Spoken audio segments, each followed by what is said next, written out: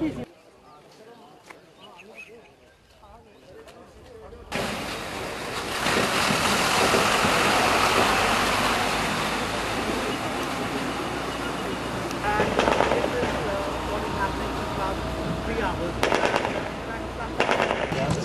dear friend, let us not speculate.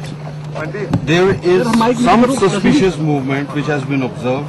As of now, no contact has been established. There has been no exchange of fire. There is some suspicious movement. We have zeroed into a particular area. We have cordoned the area. Let us be patient and see if there is a presence of any militant there. But let us not speculate. Let us not cook up stories. As of now, no contact has been established. Some of the channels are saying that they have entered inside army camp. That is not true. Some speculative fire has been there. Few shots have been fired. That is part of the strategic operation. So let us be patient. If there are militants, we are well equipped to deal with that. We have cordoned the area. Army is on the job. We are on the job.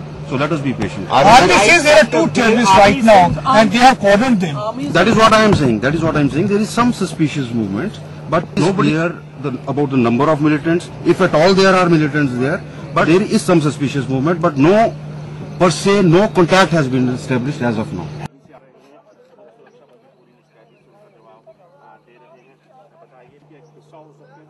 सुबह 5:45 के ऊपर जो है कि ये जो आतंकी हमला हुआ था, और मैं आपको बताना चाहता हूं कि अभी तक इसमें कोई भी इंजर्ड नहीं हुआ है। जो सिविलियन नागरिक जो है जिसको की चोट आई है वो साइकिल से गिर के चोट आई है, किसी बुलेट या स्प्लिंटर से चोट नहीं आई है।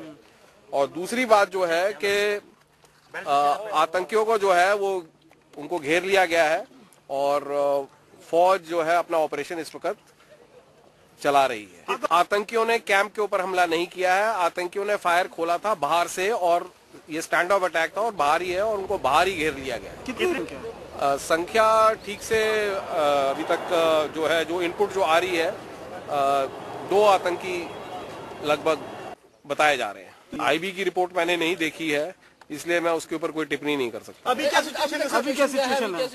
सिचुएशन यही है कि आर्मी ने सक्सेसफुली कॉर्डन कर दिया है और इस वक्त जो है ऑपरेशन जारी है।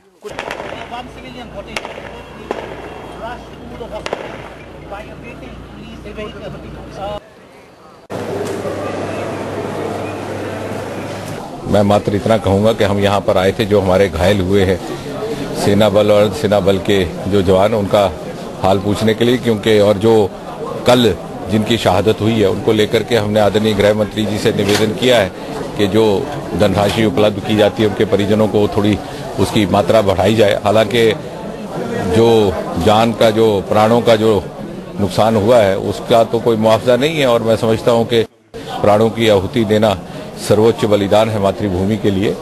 तो हमारा ये दायित्व बनता है देशभक्त नागरिक होने के नाते कि हम सब मिलकर के इनकी चिंता करें, विशेषकर उसके लिए आए हैं। मैं समझता हूं कि राजनीतिक लकीरों से ऊपर उठ करके इन विषयों को देखने की हमें अपने अंदर अभ्यास भी बनाना पड़ेगा।